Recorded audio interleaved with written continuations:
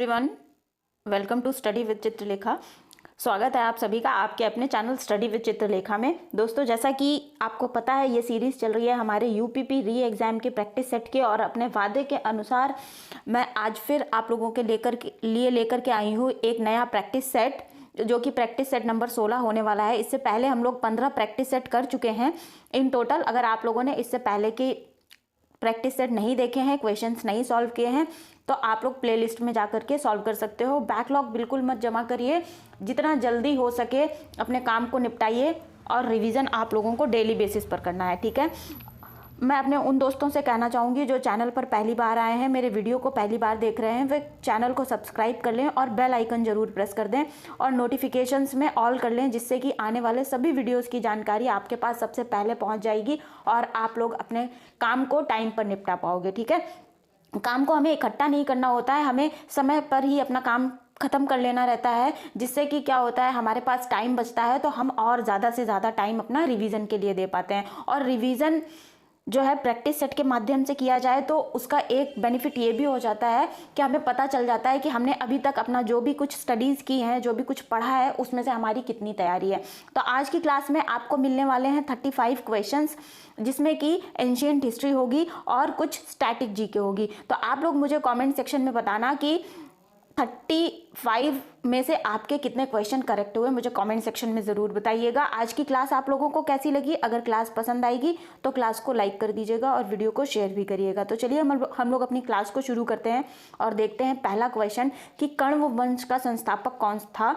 तो देखिए, कण्व वंश की स्थापना देवभूति ने की थी। ऑप्शन नंबर 2 करेक्ट ऑप्शन हो जाएगा। और कण्व वंश के जो शासक हैं, महान शासक, मुख्य शासक रहे हैं, उनको हम एक बार देख लेते हैं। तो कण्व वंश के संस्थापक कौन था? देवभूति था। उसके बाद वसुदेव, कण्व, वसुमित्र और नारायण सुसरमन, ये जो हैं इन लोगों ने शासन किया। कर्ण वंश के शासक थे ये, ठीक है। भूमिमित्र ने 14 वर्षों तक किया और नारायण ने 12 वर्षों तक किया था। ये बात आप लोग ध्यान रखिएगा। और कर्ण वंश की स्थापना कैसे हुई थी? कर्ण वंश की स्थापना की थी नारायण वंश, सातवाहन वंश को हरा करके कर्ण वंश की स्थापना की गई थी, ठीक है। और कर्ण वंश का अंतिम राजा कौन था? सुशर्मन था। ये बात भी आप लोग ध्यान रखिएगा।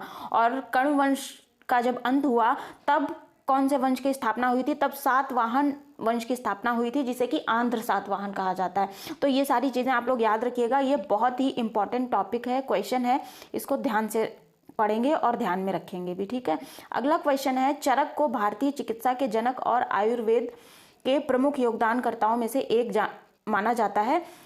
ये किसके समकालीन थे हमें बताना है। तो चरक जो है भारतीय चिकित्सा के जनक कहे जाएंगे, और ये आयुर्वेद में इनका बहुत बड़ा योगदान रहा है। इन्होंने चरक संहिता नामक एक पुस्तक भी लिखी है, जिसमें कि आयुर्वेद की बातें बताई गई हैं और चिकित्सा पद्धति भी दी गई है, ठीक है। और ये किसके शासनकाल में थे? तो कनिष्क के शासनकाल में थे, ठीक है। राजा कनिष्क के समकालीन थे। कनिष्क कौन से वंश का संस्थापक राजा था? कनिष्क जो है कुषाण वंश का राजा था। ये बात भी आप लोग ध्यान रखना, ठीक है। कनिष्क के शासनकाल में ही चौथी बौद्ध संगीति हुई थी, ये बात भी याद रखना। अगले क्वेश्चन को देखते हैं। निम्नलिखित में से किस शासक का उल्लेख प्रसिद्ध बौद्ध ग्रंथ मिलिंद पन्नों में राजा मिलिंद के रूप में हुआ है? तो देखिए, मिलिंद पन्नों जो है राजा मिलिंद या फिर राजा मिरांडर और बौद्ध भिक्षु नागसेन के बीच का संवाद है मिलिंद पन्नों। तो इस क्वेश्चन का जो करेक्ट ऑप्शन है वो हो जाएगा मिनांडर, ठीक है। ऑप्शन नंबर 1 करेक्ट ऑप्शन हो जाएगा।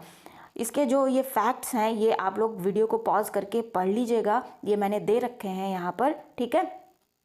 सारी बातें जो भी इम्पॉर्टेंट बनती हैं ये मैंने आप लोगों को लिए यहाँ पर इनको लिख दिया है, तो आप लोग इसको रीड कर लीजिएगा, ठीक है। और बौद्ध धर्म की अगर आप लोगों ने अभी तक क्लास नहीं देखी है तो आप लोग एंशिएंट हिस्ट्री की प्लेलिस्ट में जाकर के देख लीजिएगा। बहुत ही ज़्यादा हेल्पफुल हो सकती है आपके लिए वो क्लास। बौद्ध धर्म की सारी बातें वहाँ पर बताई गई हैं। आप लोग एक बार वो क्लास कर लोगे, 35 से 40 मिनट आप लोगों को खर्च करने हैं वहाँ पे।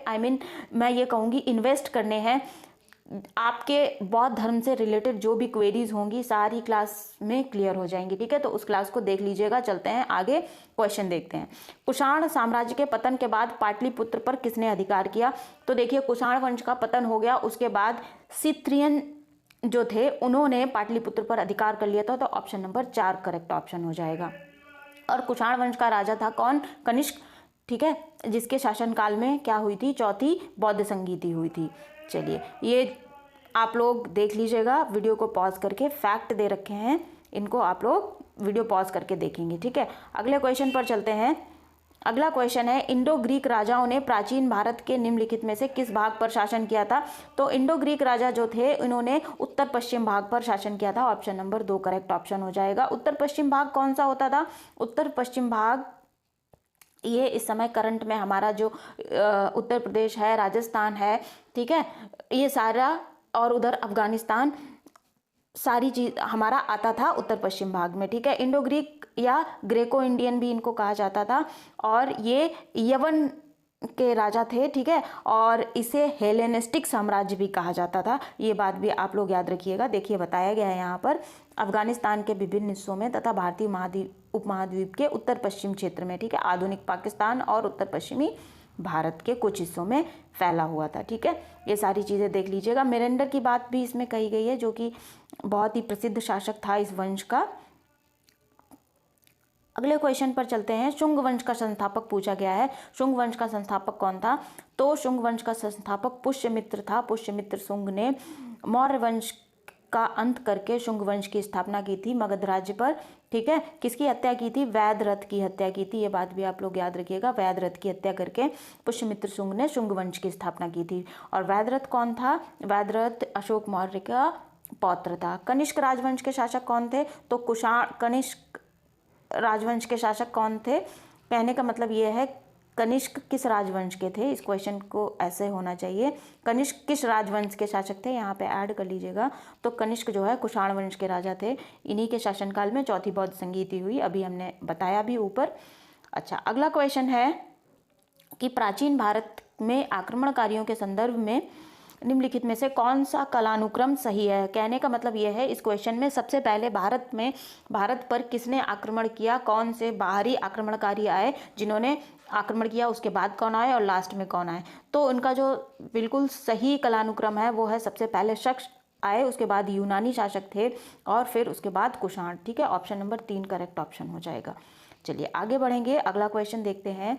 इंडो यूनानियों के अध्ययन के लिए सबसे महत्वपूर्ण प्राथमिक स्रोत कौन सा है?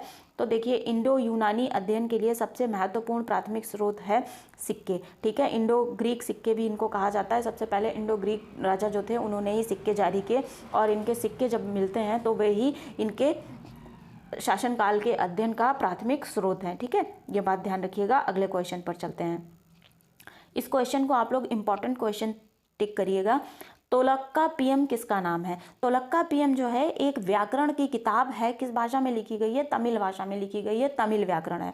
तो ऑप्शन नंबर 2 करेक्ट ऑप्शन हो जाएगा। ठीक है, नेक्स्ट क्वेश्चन पर आएंगे। संगम काल के दौरान भूमि कर के लिए किस शब्द का उपयोग किया जाता था? तो संगम काल के दौरान भूमि कर के लिए करई शब्द का उपयोग किया जाता। ऑप्शन नंबर 4 करेक्ट ऑप्शन हो जाएगा।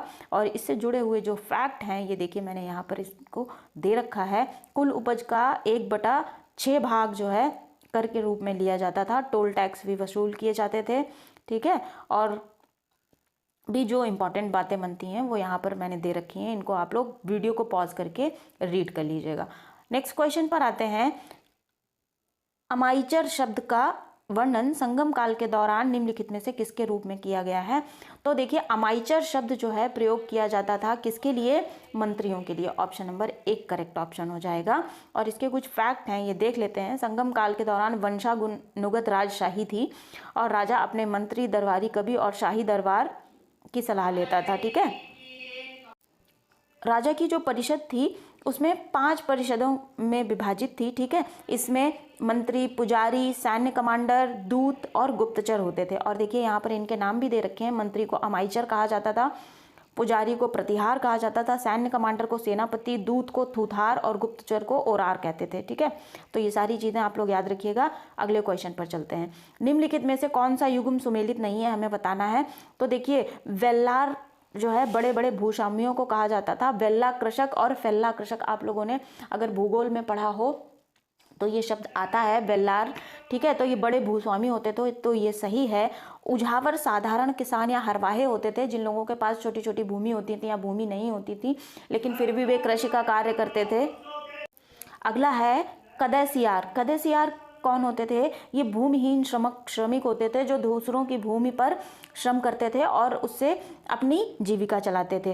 कर्मकार जो है ग्राम प्रधान नहीं होता था। कर्मकार वे होते थे जो धातु के बर्तनों का काम करते थे, लोहार बढ़ई टाइप के लोग होते थे। तो ऑप्शन नंबर 4 इस क्वेश्चन का करेक्ट ऑप्शन हो जाएगा। ठीक है, चलिए इसी में देखिए ये डी ऑप्शन करेक्ट हो जाएगा। अगले क्वेश्चन पर आते हैं। प्राचीन दक्षिण भारत में संगम साहित्य के बारे में निम्नलिखित में से कौन सा कथन सही है? तो इसमें जो कथन आपको 4 दे रखे हैं, इनमें से ऑप्शन नंबर 2 सही है कि वर्ण का सामाजिक वर्गीकरण संगम कवियों को ज्ञात था। तो ऑप्शन नंबर 2 करेक्ट ऑप्शन हो जाएगा, जिसमें कि संगम कविताओं में भौतिक संस्कृति का कोई भी संदर्भ नहीं है। ये बिल्कुल गलत बात है। जो संगम कविताएं हैं उनमें भौतिक संस्कृति का वर्णन किया गया है और संगम कविताओं में समर शौर्य का भी कोई संदर्भ नहीं है, ये भी गलत बात है। संगम साहित्य में जादुई ताकतों को असंगत बताया गया है, ये भी गलत बात है। तो ऑप्शन नंबर 2 करेक्ट ऑप्शन हो जाएगा। नेक्स्ट क्वेश्चन पर आते हैं। पुहार या कावेरी पट्टनम निम्नलिखित में से किस वंश की बंदरगाह था?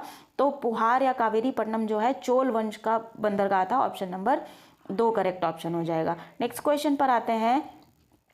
पहले के चेर वंश ने किन राज्यों पर शासन किया था? चेर डेस्टिनी ने किन राज्यों पर शासन किया था? तो जो चेर साम्राज्य था ये तमिलनाडु और केरल पर शासन करता था। Option number A correct option हो जाएगा। ठीक है, चलिए नेक्स्ट क्वेश्चन पर आते हैं। शिलप्पाधिकारम महाकाव्य है, ये किसके द्वारा लिखा गया है? शिलप्पाधिकारम एक तमिल महाकाव्य है और इस क्वेश्चन को इंपॉर्टेंट टिक करिएगा। ये लिखा गया है इलंगो आदिकल के द्वारा। ऑप्शन नंबर 4 करेक्ट ऑप्शन हो जाएगा। इलंगो आदिकल जो है जिस तरीके से भारत में संस्कृत व्याकरण पाणिनि के द्वारा लिखा गया है, उसी तरीके से ये एक महान तमिल महाकाव्य इन्होंने लिखा है। किसने? इलंगो आदिकल ने, जिसका कि नाम क्या है? शिलप्पाधिकारम। ठीक है, अगले क्वेश्चन पर आते हैं और ये जो क्वेश्चन है इसमें हमें मिलान करना है। एक तरफ राज्य दे रखा है, राजवंश दे रखा है, दूसरी तरफ प्रतीक दे रखा है। ठीक है, तो जो चोल राजा थे उनका प्रतीक चीता था। ठीक है, और जो चेर थे इनका धनुष और बाण था और पांड्यों का जो प्रतीक था ये मछली था। ठीक है, तो ये आपकी मैचिंग हो जाएगी। इसको ध्यान से देखिएगा क्योंकि इस टाइप के क्वेश्चन एग्जाम में अक्सर पूछे जाते हैं। नेक्स्ट क्वेश्चन पर आते हैं। पांड्यवंश की राजधानी कौन थी? हमें बताना है। पांड्यवंश की राजधानी मदुरै थी। ऑप्शन नंबर 1 करेक्ट ऑप्शन हो जाएगा। नेक्स्ट क्वेश्चन पर आते हैं। भारत को निम्नलिखित में से किस प्रकार की अर्थव्यवस्था माना जाता है? अब यहाँ से हम जो है इकोनॉमिक्स के क्वेश्चन कर रहे हैं। ठीक है, इकोनॉमिक्स, स्टैटिक इकोनॉमिक्स यहाँ पे आज की क्लास में मैंने डाली है। आपको 10 क्वेश्चन देखने को मिलेंगे इकोनॉमिक्स के। तो भारत की जो है मिश्रित प्रकार की अर्थव्यवस्था है। ऑप्शन नंबर 2 करेक्ट ऑप्शन हो जाएगा। नेक्स्ट क्वेश्चन कह रहा है विशेषज्ञ समूह जो कि रंगराजन पैनल एक नियुक्त किया गया था 2011-12 में, ग्रामीण आबादी का गरीबी रेखा से नीचे रहने का कितना अनुमान प्रतिशत इन्होंने किया था?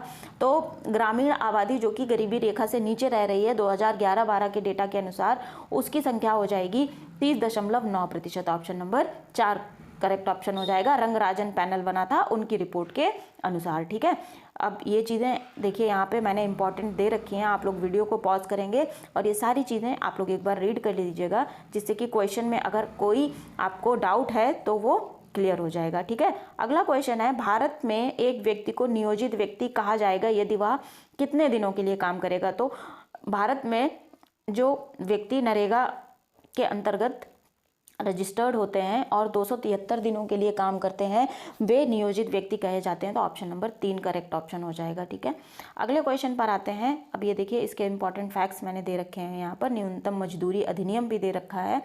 ठीक है, जिसके द्वारा ही न्यूनतम मजदूरी की दरें तय की जाती हैं और भी जो इंपॉर्टेंट फैक्ट हैं वो दे रखे हैं। इसको आप लोग रीड करेंगे वीडियो को पॉज करके। ठीक है, तो आज की क्लास में हम लोग इतना ही क्वेश्चन कर रहे हैं।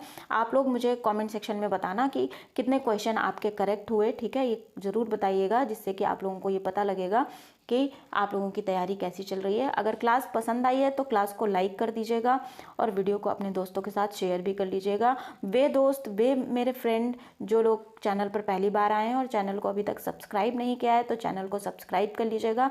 बेल आइकन प्रेस करके नोटिफिकेशंस में ऑल कर लीजिएगा, जिससे कि आने वाले सभी वीडियोज़ की जानकारी आपके पास सबसे पहले पहुँच जाए और वीडियो को आप जल्दी से जल्दी देख सकें। ठीक है, पढ़ते रहिए और आप लोग अपने गोल पर फोकस करिए। रिवीजन जरूर करिए। रिवीजन करने में बिल्कुल भी कंजूसी आप लोगों को नहीं करनी है।